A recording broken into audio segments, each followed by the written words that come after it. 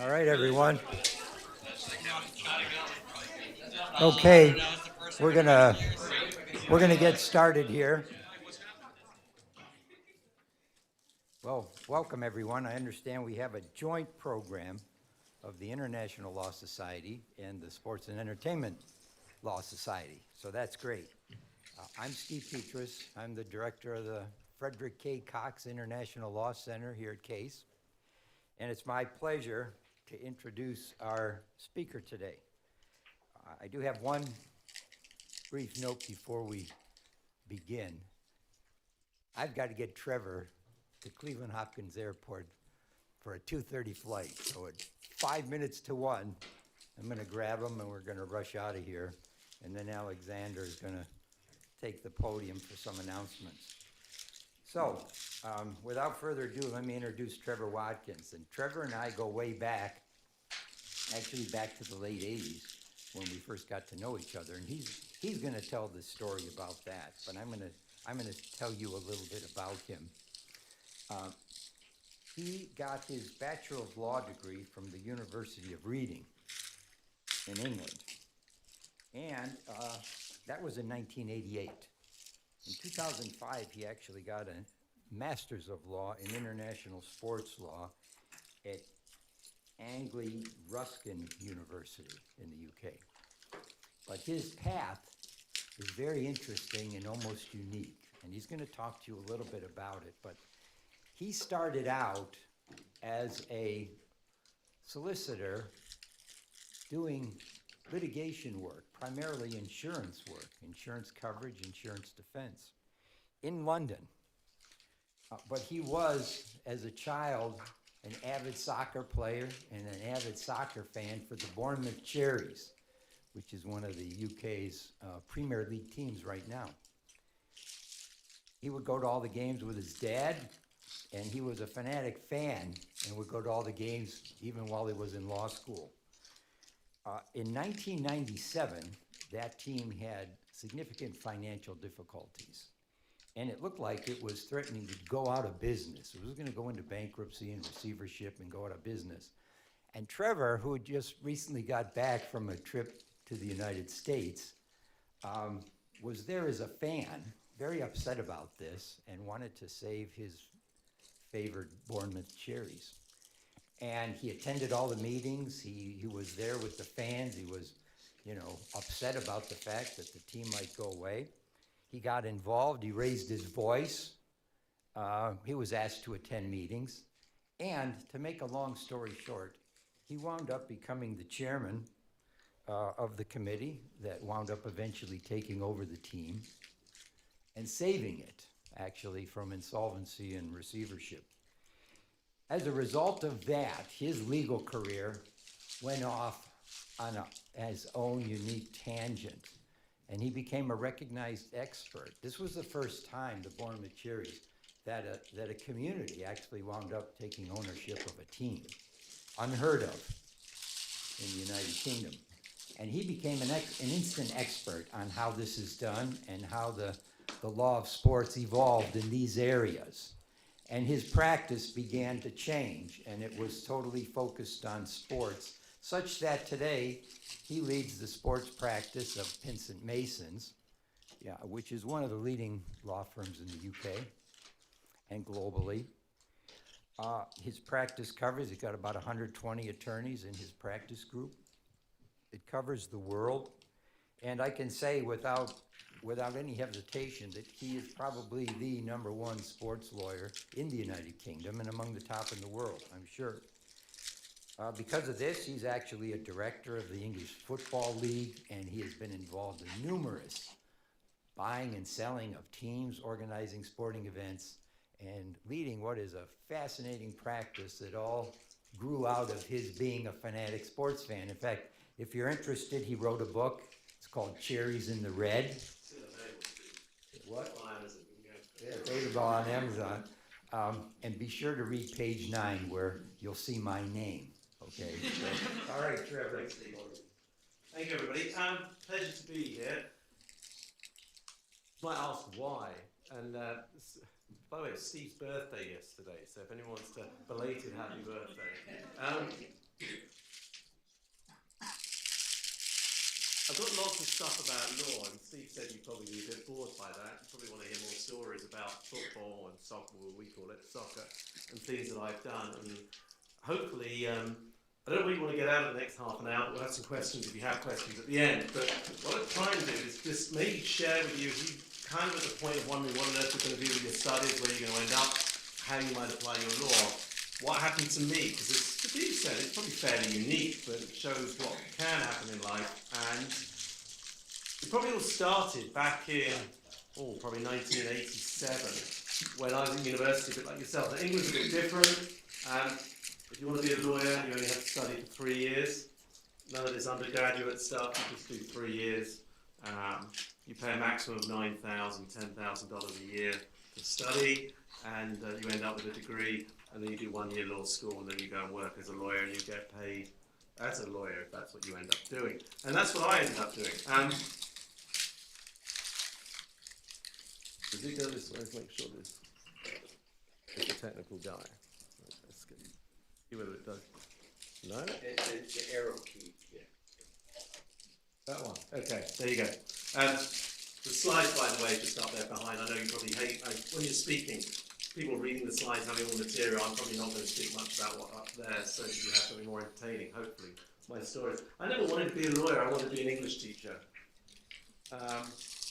When I was 18, I decided to apply to read English at university if I didn't get offered a place, and choose 5. And even if I say to myself that was an unexpected result, I was at a good school and should have gone the other way. However, I decided, when I did get my grade, you take 3 subjects at 18 in England, I got good grades, so I decided I would apply to do law instead. And my school that I was at, my high school, said, why didn't you apply to go to Oxford? You'd probably get in there, because you got very good grades. The only problem with doing that was I had to, you do a series of exams, which you do like when you're, it's called the 7th term. So it's not when you're 18, it's like an extra year. And so I was wondering what I was going to do with myself. And a friend married me who'd actually failed their exams. So they were retaking them to try and get better grades. He said, look, I've been offered a job with the BBC, with British Broadcasting Corporation. They want to create a new radio show. Would you like to be a presenter? So I got given my own radio show with my friend Richard and one other guy. And this was, I don't know how much, you know, geography of England, it's the south of England, so basically anything below London or across the 2 coasts. And I grew up in a place called Bournemouth, which is right on the south coast. It's a bit like the Monaco of England, or the Miami of England, if you put it like that. I'm giving you completely the wrong view, but it has sunshine and beaches and sea. And I ended up with this job. And my job was actually to go and interview people. So I was probably nearing 19 years old, and people, the likes of Prince, Tina Turner, Meatloaf, the ones you might have heard of. There's bands like Duran Duran and other English bands like Spandau Ballet. I ended up going and interviewing them all. So what they quite thought of me as a 19-year-old there, like particularly Prince, I remember he was quite upset about the whole thing, but he had to sit down and talk to me for half an hour and answer all these funny questions that I had. But that was what I did. Went to do law, Steve said, decided to get a job. But at the same time, I ended up taking American high school kids around Europe as my summer job, my vacation job. And my second group that I had was from Madison, Ohio. And they came with a teacher who used to play AAA baseball, used to play American football, was at Wyoming, and won a championship. And I used to come out here a lot. His niece was the chief cheerleader for the Cleveland Cavaliers. So she would take me out and introduce me to her friends. So I had quite a good social life over here. Grew up watching the Indians as they were play, watching the Browns, going to see the Cavs. And when I was doing my training contract in London at a law firm, they were very keen on trying to attract clients who wanted to invest in northern France. Why? Well, we just built a tunnel under the English Channel, which connects basically about 25 miles from France. And my firm thought it's going to be great. Loads of people are going to want to invest and build things in northern France. That hasn't actually happened, but I said, oh, I'm sure Americans will want to do that. And so my firm said, well, do you know any? And I said, well, I take these high school kids around. I've got a friend in Cleveland. And they said, well, why don't you go there? So I wrote to the Greater Cleveland Growth Association. What was your role, Steve? I would be involved with the Cleveland World Trade Association. Oh, World Trade Association. You were like president or anyway, not in the days of email. So I write a letter, and he writes back and says, "Come and give a speech." So at sort of 21 years old, I ended up coming to Cleveland and giving a speech to your members on the benefits of trade in northern France. And here we are, 32 years later, still giving a speech. And Cleveland's already had a very special part in my background. That's how we came to be here today. Not the most typical career path. As Steve said, I grew up in Bournemouth, this south coast town. I watched my professional soccer team play. And in early 97, January 97, when I was 31 years old, the club was going bust in the middle of the season. And I was an insurance litigator, so dealing with insurers as to whether they should pay out to clients like law firms or surveyors or accountants who were being sued for things they'd supposedly done wrong. And that was my job. But I used to go and watch the soccer team play. Professional soccer team, so the equivalent of the Cleveland Cavaliers. In the third tier of English soccer, for those of you who don't know, there's 92 professional teams in England, soccer teams. At this time, Bournemouth were ranked probably in the top 60. But the club was in trouble, and in the middle of January 97, the media were reporting that the club owed £3 million to the bank. They owed £1 million to the IRS. They owed another £6-7 million to other people. And I offered my help to the club. I said, look, I'm a lawyer. I was working for what is now a US law firm, Squire Sanders. And I said, you probably can't afford to have legal help. So pro bono, would you like me to do something to try and help you? And that was it, really.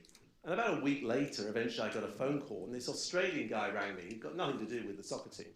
It was like a huge bloke who turned up and said to me, "Oh, I'm here, and I'm retained by the two remaining directors." There's a huge character, larger than life in the way he went about things. And he said, "Come and see me." I said, "Well, at the club, at the stadium." He said, No. We have to meet at a secret rendezvous. So probably my first experience in sports law was being invited to go to a very seedy, one, maybe two-star hotel in Bournemouth on a very rainy night. It was located in what I now understand is the red light district of Bournemouth. And some fairly shadowy figures outside. To be greeted by this Australian guy who would probably have better fitted the Wild West than being some sort of snake oil salesman, who proceeded to try and convince me that the fact they owed all this money to all these creditors didn't matter, and they weren't going to pay it back, and there was nothing the bank could do, and it was all wrong. And I thought, well, you're mad. And he introduced me to his clients, who were these two directors of the soccer team. The rest had all resigned. And I met them. They Roy's going to save us. Roy's going to make sure we don't pay a penny to anybody. I said, you sure? They just borrowed, to give you an idea, $75,000 or pounds for 3 months. They were going to give the person who lent them the money $125,000 3 months later. Not a bad rate of return if that person got paid back, simply so they could pay some bills that week. They were, for want of a better word, screwed, and really up the creek with the way the business had been run. So that was Tuesday night. They came to see me in my office on the Wednesday, and we rang the bank. He said, these guys are time wasters. Unless they've got a plan, we're gonna close the club. And on Friday, the bank closed the club. I was working in London every day, none of this working from home stuff, no pandemic, had to go in 5 days a week. And I'd gone downtown. Bournemouth's actually quite a lively place. Went out with my friends for a few drinks that night, got home, and there was a message on my answer phone from this Australian guy saying, "Oh, Trev, we've got a meeting tomorrow, will you come?" I'm not sure why, but I decided I would go. I was actually going to go and play soccer that afternoon for my team that I played for. And the Bournemouth team were actually playing away against a side called Bristol City, which is actually quite a good side, even now. Anyway, I turned up at the ground. They kept me waiting about an hour, and then eventually they let me in. And they had the bank's representatives here. So it's like Chapter 11. The bank had appointed Arthur Anderson. Probably most of you don't know who they are because they've disappeared since. But they used to be a really leading firm of administrators that would come in on a Chapter 11 situation. So there was two guys there, Alan and Paul, who were great actually. And these two directors and their barking mad advisor. And they started shouting at each other. Because what had happened was, this is the middle of the season. So the reason I'm telling you this story, it just, hopefully show you that whatever you're studying, when you get into practical advice, it all actually comes home and is very valuable.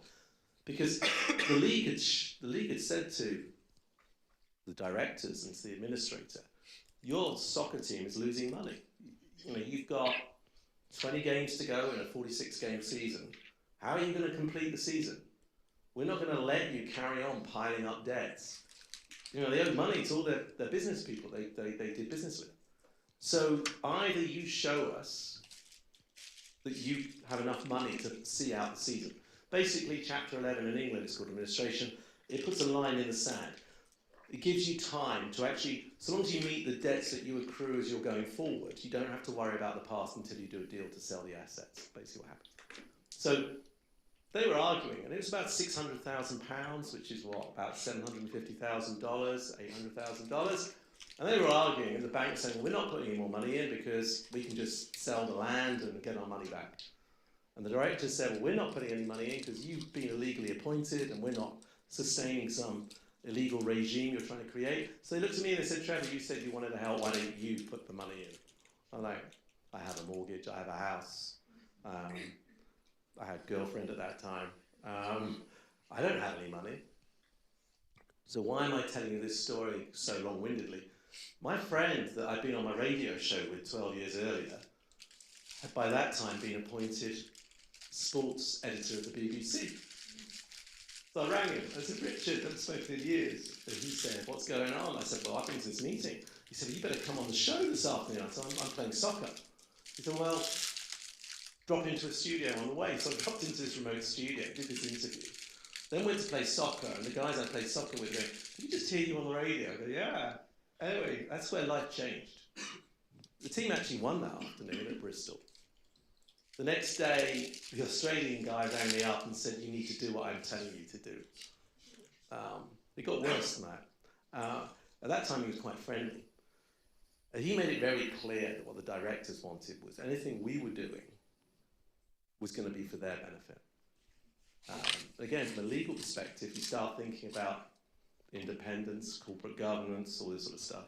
Anyway, we had a meeting that day at the club in the evening, and the manager turned up, and the head coach, the captain of the side, some of the players, the local authority, supporters, the directors, the Australian guy. And so I found myself leading a meeting, actually beginning to have to tell people what to do that, I'd looked up to actually most days. I've been seeing them on the pitch or seeing them.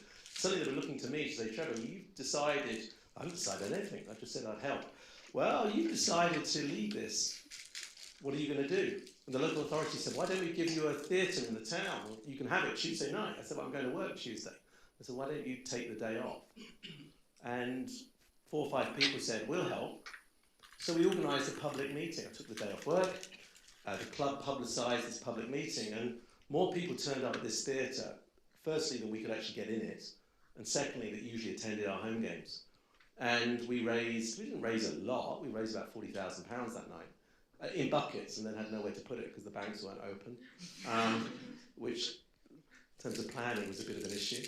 And anyway, it sent a message, and the next day someone rang me and said, heard you, and I'm going to give you £100,000.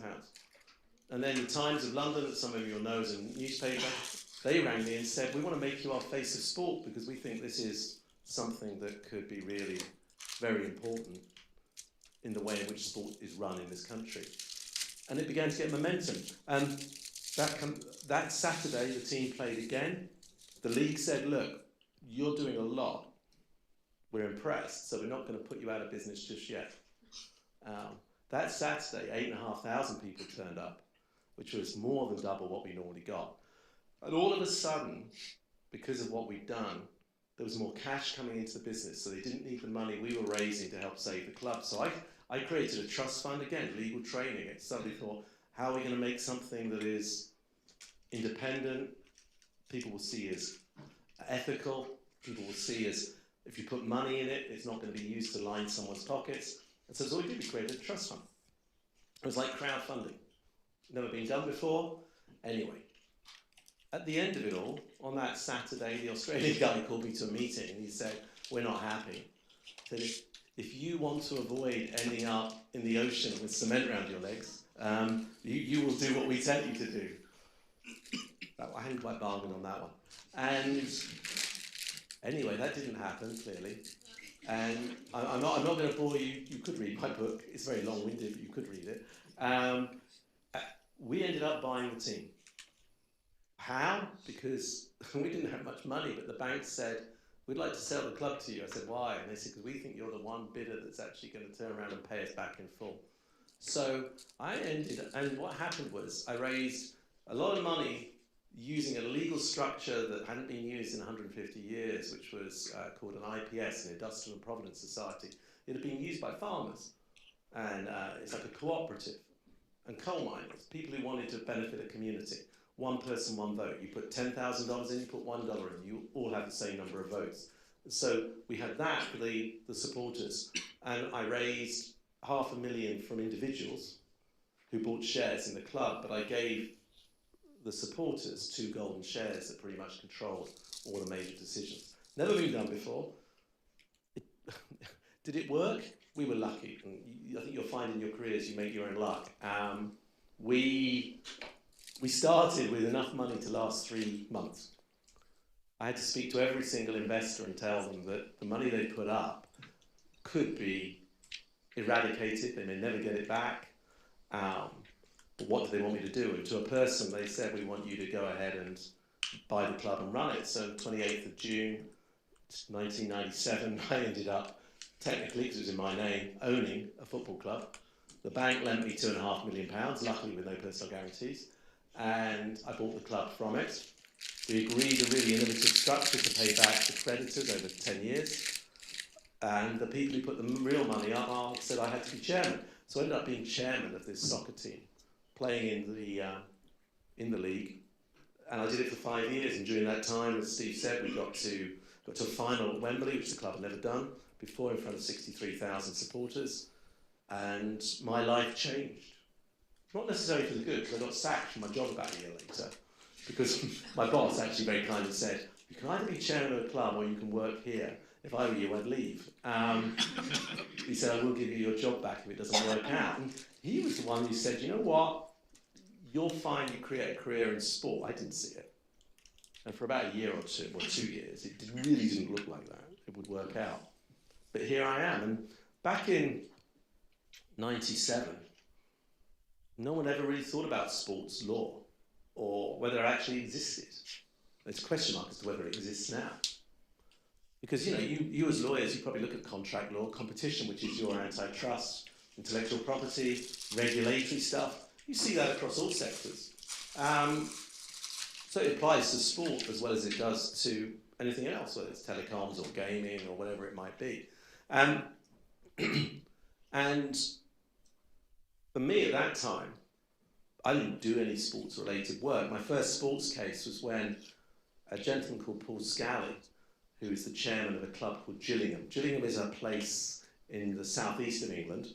It's not a very nice place, in the sense that it's quite rough and ready. And Mr. Scally, Paul, is, well, when I first met him, he was wearing what you wear to go to a wedding in England, which is kind of long tails and a waistcoat, and his then wife was wearing a very fluffy outfit. Very, very, very much out of kilter, in contrast to everybody else at the ground. Anyway, he got very upset that we were winning at half-time and we cheered, so he actually grabbed my tie and stuck his finger up my nose and assaulted me. And at that point, his finance director, a chap called Paul Fisher, pulled him off and said, come on, chaps, let's go to the boardroom. I thought, what? Well, I won't, probably a bit rude if I say what I thought. But anyway, we went into the boardroom and I ignored him from then on Thought what an idiot, but anyway. About a year later, he rings me and says, Trevor, hello, how are you? I'm thinking, yes. He said, I've got a problem. I'm being sued by my ex-head coach who wants £3 million from me. I need someone to defend me. Will you defend me? I said, okay. I was intrigued. What I know now is that he knew lots of lawyers. He knows lots of lawyers. But he owed money to all the others. So they wouldn't work for him. So I was the only one he knew that he didn't owe money to. So we took the case on and he did pay us. And I said, I don't know if you know the difference. In England we have barristers who wear wigs and we have solicitors who do the stuff that's outside of the courtroom, mainly. There are some blurring. So I'm the one who was outside the courtroom. So I said, you need a barrister. He said, I've got one.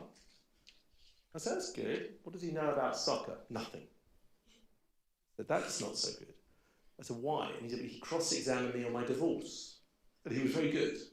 It's all about conduct. And he was right, actually. So we got this guy, Nick Mostyn, in. And I said, we need a lady or a gentleman who can help. So we, as a junior, so we got a lady called Jane Mulcahy, who's an Arsenal fan. So we know Arsenal, a team in the Premier League, North London. And we took the case on. And it was brilliant because they absolutely destroyed Mr. Pulis, who was claiming. And you'll probably find this in your career. Certain people have character traits. Tony Pulis has a character trait that he gets into trouble with most of the clubs he works at, then he sues them. He's done that 5 times. He doesn't particularly like me because we've defended clubs 3 times against him, largely successfully. But what he'd done was, he basically blackmailed the chairman of the club. He blackmailed Paul Scally, saying, unless you pay me the money, I'm going to go tell people about this, this and this. Where he fell down was, our QC in the first 5 minutes of cross-examination said, Mr. Pulis, would you like to tell me, what do you think you could be sacked for? What would justify being sacked by a club? And you get no money if you get sacked, of course. What if you murdered somebody? Oh yeah, well, no, if I got murdered somebody, then I definitely could be sacked. And he went, well, what about assault? Oh, no, yeah, assault. No. And he asked him 4 or 5 questions. He said, so what about fraud? You could see Pulis was trying to work out what the question was, why he was asking the question. And Pulis said, and he wouldn't answer it. So the barrister said, well, maybe you could pull out volume 19, page 630, and let's have a look at that. They pulled it out. It was a receipt for a restaurant. I said, do you know what this is, Mr. Pulis? It's a receipt for a restaurant. Did you claim this? Yes, I claimed it. On the next page. What's that, Mr. Pulis? So it's a petrol receipt. Did you claim that? Oh, yes, I did. So you claimed that money from your employer? Yes, I did. Why were you at that restaurant? Anyway, it turned out that what he'd done was, being a bit silly, he claimed for the expenses of going to meet his new employer who'd enticed him away illegally from the club that he was working at. And so after about half an hour of what was going to be a 2-week trial, the judge said, I think we'll break for lunch now. Mr. Pulis, if I were you, I would seriously consider your options. Anyway, the case got dropped at lunch, and that was that. And that was my first ever case in sport. And I'm going to get back to law in a second, but just so you wonder how these things happen, and that's the same way as I've met Steve. It turned out that Bristol City were the club that had enticed this manager away, which is completely illegal, breaks all the rules of football. And end result, we sued Bristol City, and they had to pay a 6-figure sum to our client. This is where being accurate, I will quote what this person said to me, even though it includes a few bad words, but anyway. About 6 months later, the chairman of Bristol City rang me and said, our owner, Steve Lansdowne, who has a FTSE 100 company founded called Hargreaves Lansdowne, thinks you're a malevolent shit. But we would rather have you on our side than on the other side. So we'd like to appoint you to be our lawyer. Anyway, here we are. And this just shows how all the things you do now will end up somewhere being relevant. 20-something years on, Steve is now godfather to my youngest daughter. I'm in business with Paul Fisher, who actually has just finished running British horse racing. He was the finance director who was going to be our star witness in the case, who worked at Gillingham. And Jane Mulcahy, who's the young lady who brought in as a barrister, she's now, because the Queen died, she's a King's Counsel, and we sit on the board of the same music therapy committee. And Paul Scally, we just sold the club for him. Took him 20 years to sell it, but here we are, 20 years on. So when we look at sport and the way in which it shaped my career, the examples I've just told you about were really to draw attention to the fact that all the stuff you're learning, legal principles, they are important, they do apply to sport, but what you've got alongside it is a huge range of sporting rules. You know, I know over here, the NBA, NFL, and so on, if you want to buy a team, you have to comply with all the rules of those competitions. Same in England. It doesn't matter that the law might say, well, you can go ahead and buy something if you're able to. Sport is able to impose rules that the law doesn't impose. So they very much run in tandem. And one of the reasons why is because sport is big business. I saw the Milwaukee Bucks going for a valuation of $3.6 billion recently. Manchester United, big soccer team in England, owned by Americans, like most teams in England now, and that's another interesting debate, not for today, as to what that means for the future of European football, soccer, as you would say. It's big business. And it's also one of the reasons why, I mean, we are part of Europe in England, but not quite part of Europe. As you might know from the way called Brexit, we decided to leave for some reason, which I was not in favour of. But the European Union has its own rules in every country and supranational rules, laws that govern all countries. And they basically said, look, as far as we're concerned, we can get involved in sport. Why can they get involved in sport? Because if it's an economic activity, they can regulate it. And under antitrust, what we call competition laws. And one of the key instances, those of you who know about soccer, I know Americans have got you haven't really embraced the whole worldwide idea of transferring players and letting clubs get money.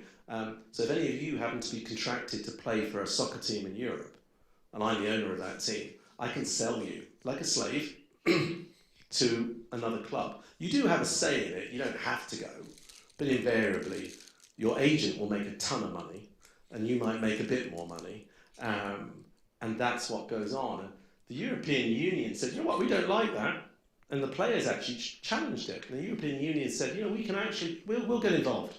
We'll get involved because it's an economic activity, and we'll decide whether it's right or wrong. And you've seen major changes. I led the negotiation with the European Union on this when we restructured the transfer system 20 years ago.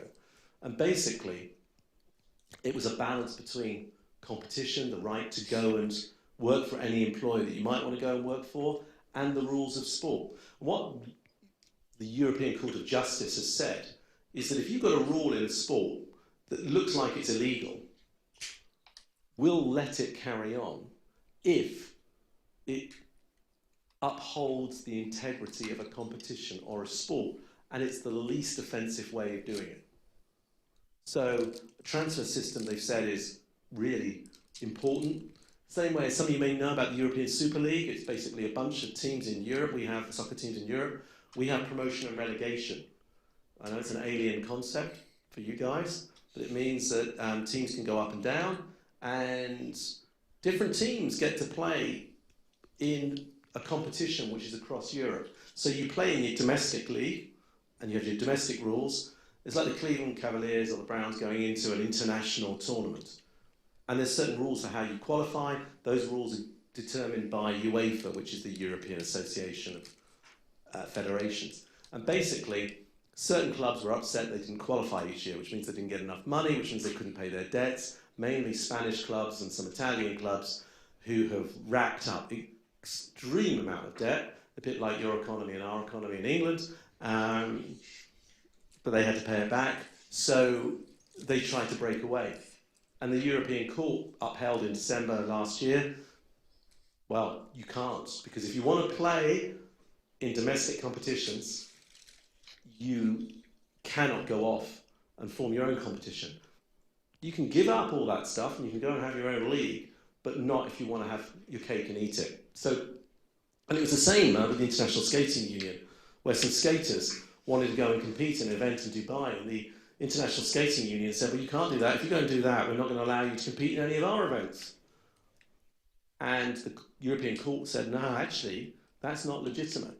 It's not hurting your interests, and you're just being petulant so they can go and compete. So European law, alongside sport routine regulations, is relevant.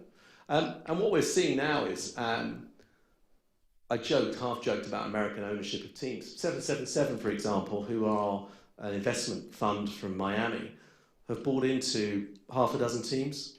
Pacific Media Group, another American investment group, have 7 clubs, soccer teams. David Blitzer, Josh Harris, who you may know from the 76ers, they've got interests in a number of different sides. This is a growing problem for European regulation. And I know it's probably the same over here with ownership. Who's got enough money to go and actually pay to buy a team when teams are going for the sort of levels? What you're seeing is private equity and other investors coming into the sport. And it's getting confusing because the same investors, so David Blitzer, for example, has got interest, I think, in 5 clubs, but he does that with different partners. In 3 of them, and David's number 2 at Blackstone in New York, so incredibly successful businessman. 3 clubs, he's got 1 group of investors, 2 clubs, he's got others. They've got interest in other clubs. So actually identifying these cross-ownerships is very important. Why? Because integrity of competition. You, as fans, knowing that when a game takes place, the result is unknown, it's up to the efforts of both teams. What you don't want is someone to manipulate team selection or me trade players to another team that I own so that they're better off and deliberately try and influence the way a season turns. And so this is something that is being grappled with within sports rules as to how it gets sorted out.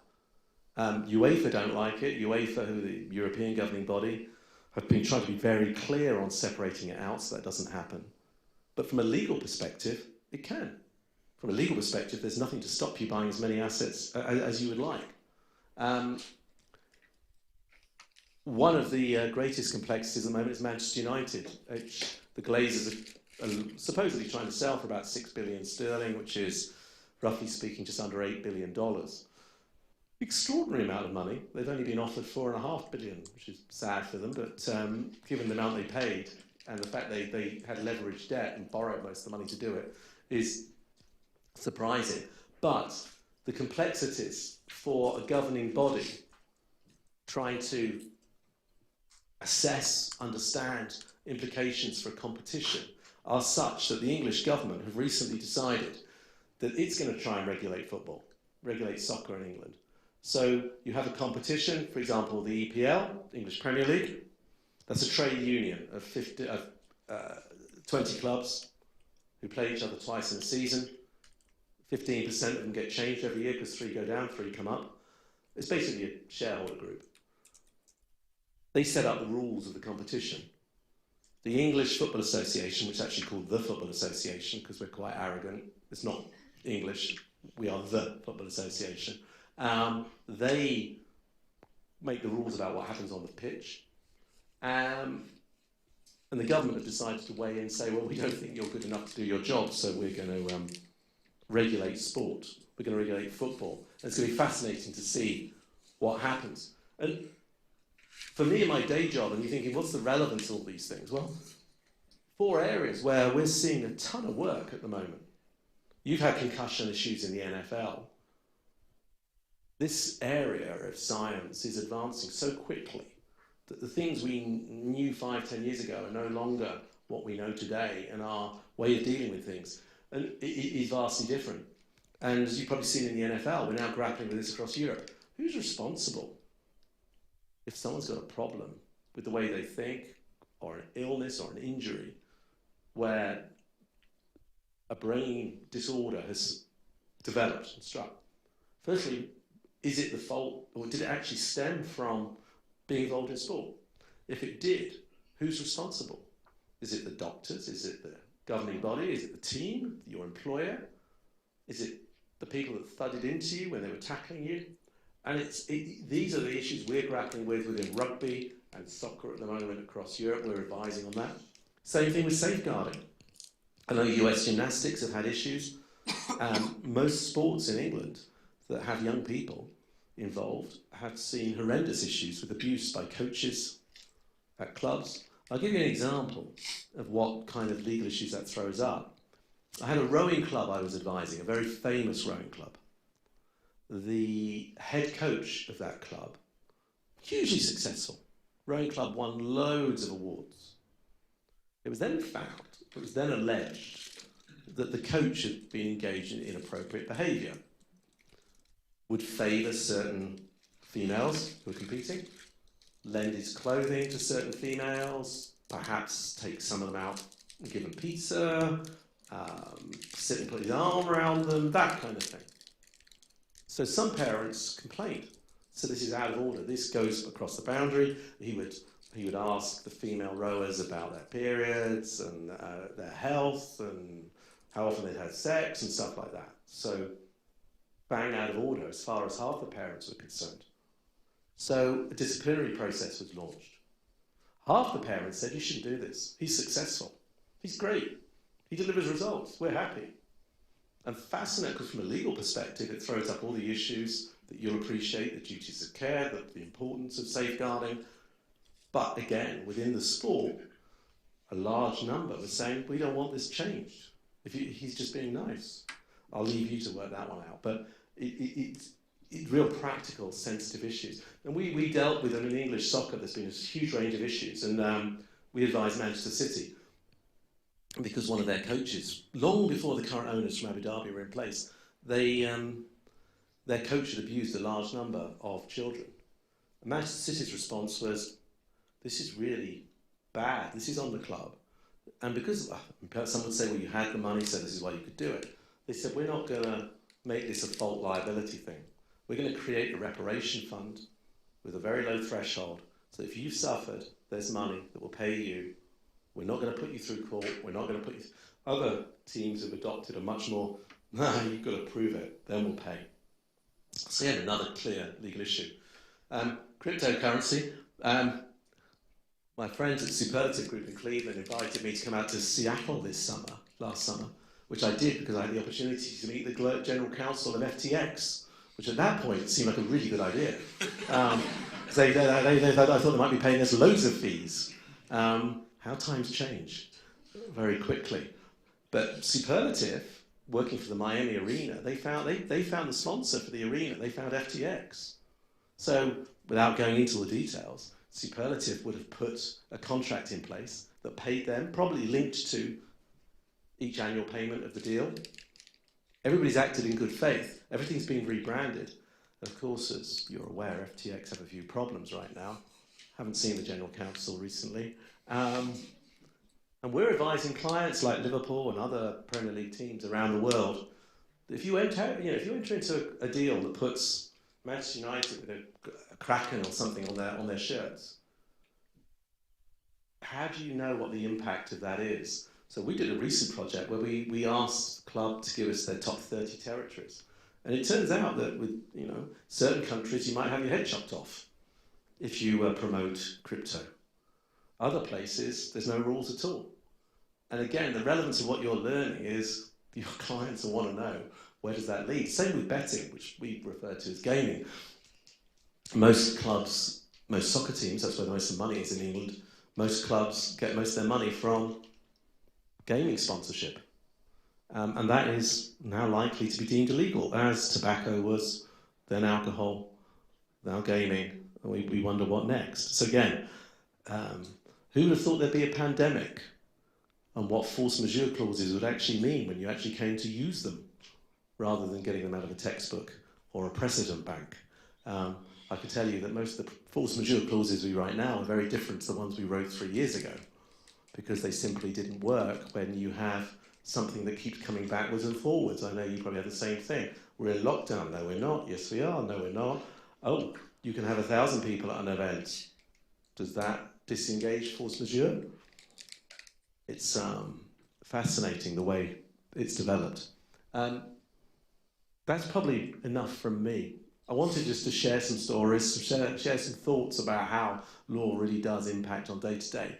We've got a few minutes, Steve, so I'm very happy to take any questions. And what I would say is, because I have to go to Las Vegas, which is sad, to see a client, actually. The last time I went there in the summer, I said I was going to go and see some clients. And we went for meetings. And about 4 days later, I got this email from the Las Vegas Knights. I'd gone to a meeting with the Las Vegas Lights in Vegas, not the Knights. I was very confused because I was half asleep. And I was going, why have I got this email? And it turned out that it was the Las Vegas Knights who'd spoken to a football agent, well, somebody they knew in Monaco had spoken to the nephew of Prince Albert, who'd spoken to a football agent that owes me money, who'd been asked, who would you go to in Europe if you wanted to take over a soccer team? And they'd given my name, which was very nice of them. So I got a message from the Las Vegas Knights saying, we think we should buy a soccer team. And we've decided to buy one, and you probably don't know anything about it, but we're going to buy Bournemouth. I said, well, funny you ask me. And they hadn't got a clue.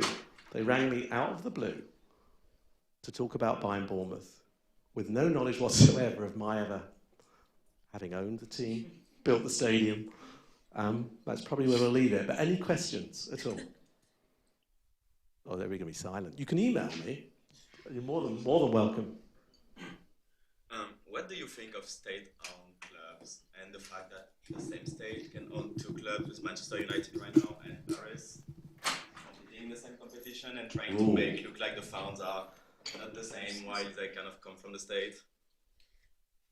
Yes, that's a good question. So Manchester City are one of our clients, as are Liverpool, as are Everton. It is fascinating. And I tell you, the reaction comes according to whether you think they're going to be better than you. If you think they're going to be better than you, you object. If you think you're going to get money from there, you don't object. What do I think? When the Saudis bought Newcastle United, and there was a lot of protest, because they allegedly chopped up the journalist and all that sort of thing had been going on, and human rights in Saudi and so on. It was pointed out that they actually own a large chunk of Disney, Carnival Cruises, various other companies, so why not a soccer team? I think I'm not going to duck the issue, I think it's fraught with difficulty. I think ultimately, like Qatari royal family are a client, we represent them on their horse racing stuff. Al Thani is the name of the royal family in Qatar. There are thousands of Al Thanis. One of our problems is working out who are the ones who are influential, who actually can instruct us, who've got money, that want to actually do something. So I think the answer to your question is, it is incredibly difficult to prove. We've defended Manchester City over allegations against them that their sponsorship income has been boosted by state-owned businesses sponsoring them. And it, again, shows what it's good to have a good lawyer, if you can actually be able to argue against it. I think perception is damaging. I think the actuality is very different. It's the nature and the structure of those countries. And one of the difficulties our clients find dealing with different jurisdictions and different ways of doing things. And to be honest, I don't see it being overcome. I think the Premier League gave up on Saudi. Well, I know they gave up because they didn't want to do it in the end. But the new regulator might have something to say. If it's got real teeth, that's where you'll see state-owned clubs potentially being stopped, potentially. Because at the end of the day, why can't they buy a team? Isn't it the same as Clear Lake? Investing in Chelsea, 60% on an unnamed group of investors? Anyway, any other questions? I'm conscious I've got 4 or 5 minutes. This might be a little in the weeds on actual soccer stuff that's going on, but there's been a lot of, There's been a lot of controversy with the refereeing in a lot of these leagues across the world, but specifically in England. And it seems like the FA kind of steps up to defend these referees and give out fines when there's criticism, but there's clearly, I guess, poor performance there. How do you balance these two needs against each other? How do you fix the refereeing problem? So, a bit like Vegas, should what goes on in Vegas stay in Vegas, or should it be discussed in the world as a whole? Because ultimately it's the same point. Because if you have a game taking place anywhere in the world and a referee makes a decision, should you as lawyers be able to represent a client who's lost out because of that decision to sue the referee or the governing body if you don't like the way the decision went? And that's what's at the heart of this. And I agree with you wholeheartedly because my team, Bournemouth, played a game against Aston Villa in a season 3 years ago where we got relegated from the Premier League by 1 point. If we'd had 1 point more, we'd have stayed up. In this game, we weren't playing them, they were playing another team. And in that game, the other team kicked the ball towards the goal and the ball went over the line. So it should have been a goal. But because of the positioning of the players, the camera did not pick it up on the field of play, and the referee couldn't get clarity. So he waved play on. But it was abundantly shown the ball was actually a yard across the line, and the goal should have stood. But there was nothing that Bournemouth could do to rectify that. And you're right, who would have thought that, you introduce a system of electronic review, which I know you have in the NFL and other games, that you would think that it would actually lead to some clarity. But it doesn't. And every weekend, you see goals ruled out because someone's that much offside, but actually far worse errors. And it doesn't seem to have helped, it's made it worse. And people are then just very, very angry. So I think, I don't know what the solution is other than potentially to just take it away and just not use it. It's the same question you were raising. At the end of the day, investors of all different ilks are going to come into sport. I think that the rules just have to be very clear about what's allowed and what's not allowed. Should Chelsea be allowed to spend 600 million on players funded by Clearlake, and then complain about a potential Qatari takeover? I mean, it may yet be Jim Ratcliffe. Who defines what a good owner is? Are all your American owners of the Premier League going to change the rules so we have no promotion and relegation? Who knows? Anything could happen. Any last questions before we wrap up? One at the back. Last question then. Yeah, I just want to get your opinion on in the future, regulating transfer fees. They've gotten so astronomically high, and it seems like financial fair play just hasn't really worked out. It seems like it applies to some clubs, not others. I mean, do you see that That's a changing in the controversial future? question. No, the rules-based system, the rules need to be applied fairly to all clubs, and it's a perennial thing that the smaller clubs complain, the bigger clubs get better decisions in matches. But I agree with you. I mean, who would have thought that a team might pay £107 million, which is, in dollars, add 30% to that, for a player who's played a handful of games for their country? I was excited the day I managed to sell a player for $1 million. The transfer market has gone crazy. And you look at, the guys I'm going to go see in Vegas tonight just spent £50 million on buying players in January in the hope that they retain their Premier League place. So did everybody else. Well, most teams spend money. So I don't see that calming down. The value of players, it's what underpins a lot of the intentions between what these multi-club owners are looking to do. So I think that it's unfortunately that's something that will never stop. Well, on that note, thank you very much. I hope that was interesting in some shape or form. And I'll be delighted if anyone wants to stay in touch, you've got questions or want to be introduced to anybody in our team, very happy to. But thank you for your time today.